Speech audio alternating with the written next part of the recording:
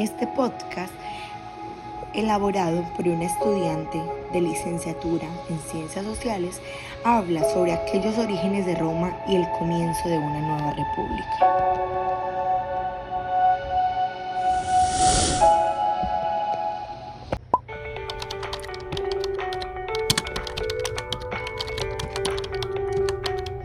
Imaginemos, jóvenes oyentes, una ciudad fundada en medio de una leyenda tan épica como la de Rómulo y Remo, dos hermanos criados por una loba.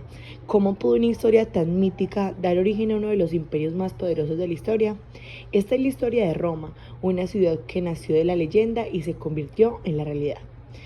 En este episodio nos vamos a sumergir en la Italia antigua, un crisol de culturas donde griegos, etruscos y latinos se entrelazaban. En este escenario, una pequeña aldea llamada Roma comenzó a gestar un destino extraordinario.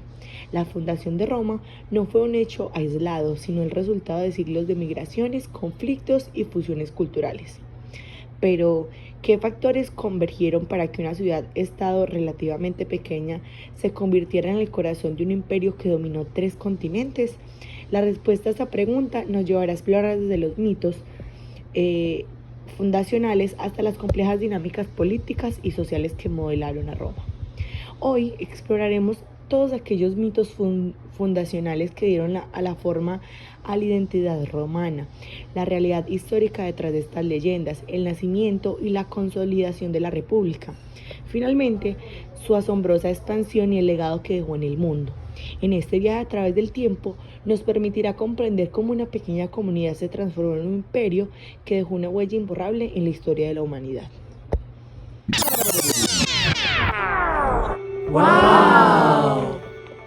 Los orígenes de Roma. Primero nos adentraremos un poquito en aquellos mitos y leyendas que dieron orígenes a ello. Una de ellas fueron las de Rómulo y Remo. Analicemos la simbología de la loba, el río Tíber y la fundación de la Roma en el monte Palatino. La loba, como símbolo de fertilidad y protección, representa la conexión entre la naturaleza y la civilización. El río Tíber, como eje central de la ciudad, simboliza la vida y el flujo constante de la historia. Otra, muy parecida, Eneas y la de Troya. Exploremos la conexión entre Roma y Troya a través de las figuras de Eneas. Esta leyenda otorgaba a los romanos un linaje heroico y una conexión con una de las civilizaciones más antiguas y gloriosas del Mediterráneo. Pero en realidad, ¿cuál era su historia? Desde la etnogénesis vamos a profundizar en las características de cada pueblo, como los latinos, los sabinos y los etruscos, y cómo sus fusiones dieron lugar a la cultura romana. Los latinos aportaron el idioma y las bases de la organización social. Los sabinos influyeron en la religión y los etruscos en el urbanismo y las artes. Además de ello, hubieron unas influencias culturales que, más allá de los griegos, se exploraron las influencias de los etruscos, como el arte, la religión, la organización social, las orientales, como el comercio y la tecnología. La cultura romana fue el crisol donde se fundieron elementos de diversas civilizaciones, dando lugar a una rica y compleja identidad. Si nos adentramos en su arqueología de evidencias, se inicia por un foro romano, el corazón de la ciudad antigua. Analicemos sus diferentes funciones y cómo ha evolucionado a lo largo del tiempo. Y es que el foro era ese centro político, religioso y comercial de Roma, donde se tomaban las decisiones más importantes y se celebraban los eventos más relevantes. El Coliseo, más que un lugar de entretenimiento, un símbolo del poder romano y una ventana a la vida cotidiana. El Coliseo era un reflejo de la sociedad romana, donde se escenificaban los valores de fuerza, valentía y espectáculo. La Pompeya, la erupción del Vesubio, nos ofrece una instantánea de la vida romana. Pompeya nos permite adentrarnos en las casas, tiendas y talleres de una ciudad romana, descubriendo sus costumbres y sus formas de vida. Todo lo que se menciona anteriormente da inicio a la república. Pero, ¿qué será una república? Imagina una casa grande donde todos los habitantes tienen la llave. En una república, el poder no lo tiene un solo rey, sino que está repartido entre todos los ciudadanos. Es como si todos fuéramos copropietarios de un país. Del antiguo régimen a la república, antes, los reyes tenían todo el poder y decidían por todos. Pero llegó un momento en la que la gente dijo, basta, queremos tener una voz y voto. Así nacieron las ideas de libertad e igualdad, que fueron como una chispa que encendió la llama de la revolución en muchos países. Pero, ¿por qué estudiar esos comienzos? Al igual que para entender un árbol, hay que mirar sus raíces.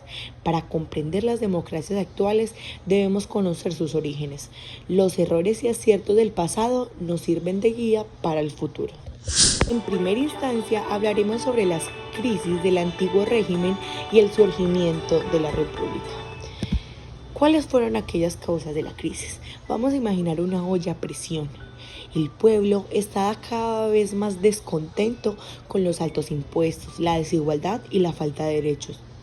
Las ideas de la Ilustración, como la de Rousseau y Voltaire, fueron la llama que encendió la mecha.